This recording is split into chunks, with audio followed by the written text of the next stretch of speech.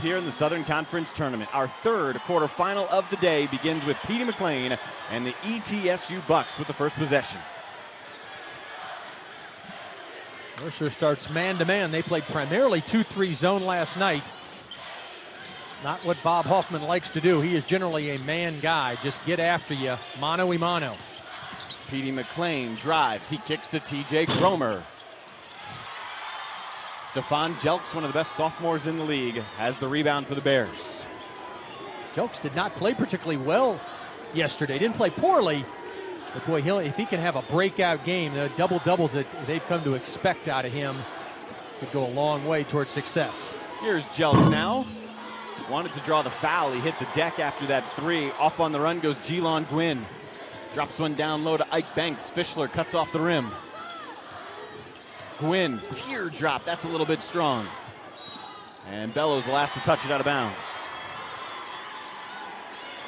We'll see pressure out of the Bucks on and off throughout the night. Right away, they jump into a 1-2-1-1.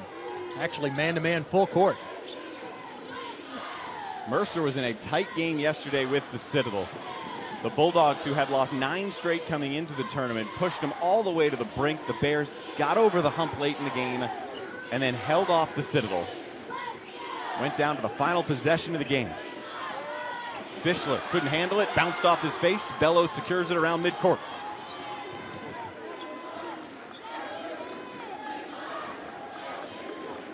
Deuce Bellows out there. He transferred from Missouri. Gwynn from Cincinnati. They'll bring Peter Jerkin off the bench. He came in from Indiana, and he can match the size of Fischler underneath. That's a little bit too high. Banks somehow reels it in and saves it back to McLean. Gwynn recognizes the shot clock. Couldn't get Rivers off his feet. We got 2 on the shot clock. It's Cromer and an offensive board for Petey McLean going right at Fischler. Banks climbs the back, and we got a foul on Banks. Really a solid defensive possession right there by the Bears. Nothing easy for ETSU, even though they gave up that offensive rebound to Petey McLean. He just didn't have anywhere to go for it, and then you see Banks climbing their back of Dimitri Rivers. Right away, after the quick foul on Banks, we do see Peter Jerkin. 7 feet, 230 pounds. Figured we'd see a fair amount of him, and as we talked about, you know, he can do a lot of things, particularly at the defensive end. He's not skilled at the offensive end, although he can score around the rim. But like Fischler, he can alter and block shots. Another ball deflected. That one won by Bello. TJ Cromer will skip one to a wide open Gwynn. Didn't like the first look, so he slides to his left and drills the 3. Our first points of the day are on the board. Jelon Gwynn was all conference for a reason. He can score the ball. Dimitri Rivers, a little bit of miscommunication. It slips out of his hands. The Bucks can put up points in a hurry. A lot of guys, a lot of athletes can get up and down the floor. A lot of different players can score in bunches. Jelks, the pull-up over Jerkin. That'll calm things down a bit for the Bears. Boy, what a pretty pull-up by Jelks. You don't see that much. Guys don't have mid-range games. They either pull up from 3 or they try to attack the rim. That was a wise decision with Jerkin there under the basket.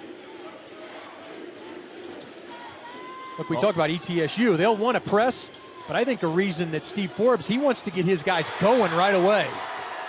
They're playing with a lot of confidence here early on. A lot of swagger. The confidence rocking back and forth. Maybe more than any team we've seen in a first round or a first game here. Bello goes for the steal. He falls down. It's a man-up opportunity for the Bears. Stair is the one who's left open. Jerkin was hit around the throat. He's gasping for air in the backcourt. Peter Jerkin really struggling here for the Bucks, just now getting up off his knee.